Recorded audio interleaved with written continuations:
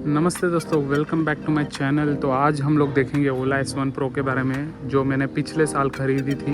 अभी 1 साल से ज़्यादा हो चुका है वैसे।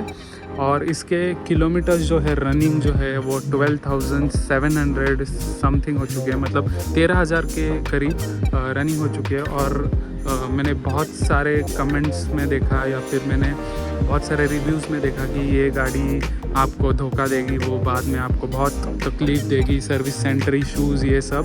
तो आज मैं सब ये कवर करने वाला हूँ कि अभी तक मुझे 1 साल के अंदर क्या क्या इश्यूज़ आए, अभी 13,000 किलोमीटर तक मुझे क्या क्या इश्यूज़ आए, मैंने वो कैसे रिज़ॉल्व किए और कैसे आप कर सकते हो, तो ये आज इस वीडियो में बताऊँगा। तो चलिए शुरू करते हैं पहले मिरर्स से। तो मिरर्स का लूजनिंग ये तो हर एक गाड़ी में आपको देखने मिलेगा, मतलब आप एक्टिवा लो या फिर कौन सी भी बाइक ले लो, मिरर्स का इश्यूज तो आपको मिलेगा लूज़ होने का। ये गोल गोल घूमता है, तो दिस कैन बी रिजॉल्व्ड, मतलब आप घर पे ही कर सकते हो। तो इसका कुछ ऐसे इशू नहीं है, फिज़िकल इशू है, इलेक्ट्रिकल इशू नहीं है वैसे तो। और फिर इसके बाद मैं बताऊंगा आपको डिस्प्ले के बारे में, जो कि बीच बीच में ब्लैकआउट हो जाता है। अभी तो ये चल रहा है, लेकिन मैं आपको स्क्रीन पे दिखाऊंगा। तो दूसरा इशू है इसके डिस्प्ले के बारे में कि ये कभी कभी ब्लैकआउट हो जाता है पूरा, और हम कुछ नहीं कर सकते। जैसे कि आप स्क्रीन पे देख सकते हो, ये पूरा ब्लैकआउट हो चुका है ऑन करने के बाद भी। और इसको एक ही तरीका है चालू करने के लिए, वो है मोबाइल ऐप से आप अनलॉक कर सकते हो। एक बार अनलॉक करने के बाद आपको रिवर्स और पावर बटन ये होल्ड करके रखना है, तो ये रीसेट हो जाएगा। रीसेट होने के बाद ये फिर से चालू हो जाएगा अपने आप, ऐसे जैसे आपको दिख रहा है। अब इस इशू का रिजॉल्व कुछ नहीं कर सकते वैसे तो, बस टेम्पररीली आप ऐसे कर सकते हो, ऑफ स्विच ऑफ करके फिर से ऑन कर सकते हो। और ये इशू बहुत फ्रीक्वेंट है, मतलब मैं अभी वीकली चलाता हूँ गाड़ी, वीकली 4 to 5 डेज़ मेरा रनिंग हो जाता है, और उसमें 2 या 3 दिन मुझे ये इशू आता है। मतलब बोल सकते कि ये रेगुलर इशू है। और इसको रिजॉल्व करने के लिए आई डोंट थिंक सो किसी के पास होगा। अगर किसी के पास होगा इसका सल्यूशन, तो प्लीज़ कमेंट डाउन कर दीजिए। तो इतना ही है बस डिस्प्ले का इशू। और बीच में हाँ, एक बार क्या हुआ था, बारिश आई थी, और बारिश में मैंने गाड़ी खड़ी कर दी थी बाहर, और उसके वजह से यहाँ पे रेनबो कलर्स दिख रहे थे डिस्प्ले पे, मतलब पिंक, ब्लू, मतलब बहुत डिस्टॉर्टेड, ऐसे लग रहा था कि लिक्विड अंदर जा चुका है। लेकिन touch was working fine, touch अच्छा खासा काम कर रहा था। और इसको रिजॉल्व करने के लिए मैंने सोचा कि मैं सर्विस सेंटर चला जाऊँगा इसके बाद।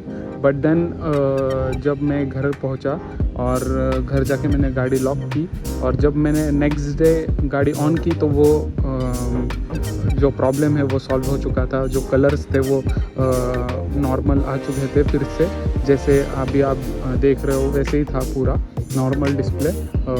तो शायद हम लोग बोल सकते हैं कि बारिश में खड़ा करने पर ज़्यादा देर तक ये इशू आ सकता है, लेकिन उसका रिजॉल्व उसका सल्यूशन भी यही है कि आप ऑफ़ करके ऑन कर दो, थोड़ी देर बाद वो हो जाएगा। अगर नहीं हुआ तो I think so service centre जाना पड़ेगा।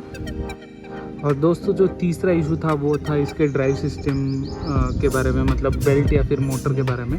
वो क्या था कि सडन एक्सेलरेशन और रीजन, जब हम लोग एक्सेलरेटर रिवर्स घुमाते हैं, तब सडन जो एक्सेलरेशन और डिसेलरेशन होता है, तो उसके कारण बहुत नॉइज़ आता था यहाँ से। आई डोंट नो कि क्या एक्चुअली प्रॉब्लम था, लेकिन मैंने सुना था कि ये डस्ट की वजह से होता है। जो अभी रेनी सीज़न में बारिश की वजह से जो भी डस्ट जमा होता था यहाँ पे, उसके वजह से वो नॉइज़ आता था। लेकिन अब मैंने जो अच्छे से ये वॉश करके अभी टेस्ट करके देखा, तो अभी तो कोई नॉइज़ नहीं आ रहा है। लेकिन मैं आपको अपडेट करूँगा अगली वीडियो में अगर ये इशू रिजॉल्व हुआ है या नहीं। तो ये था तीसरा इशू। और एक इशू नहीं बोल सकते, लेकिन यहाँ पे एक कवर आता था ओला के, मतलब जब ली थी मैंने गाड़ी, तो यहाँ पे एक कवर था, आप देख सकते हो अगर आपके पास ओला होगी या फिर रास्ते में। लेकिन मैंने ये नोटिस किया कि ये कवर सबका गिर जाता है, मतलब मेरे खुद सोसाइटी में 2 या 3 गाड़ी है, तो उसका भी ये कवर निकल चुका है। तो आई डोंट नो, ओला ने इसके बारे में सोचना चाहिए। तो इशू नहीं बोल सकता, लेकिन है मतलब ये।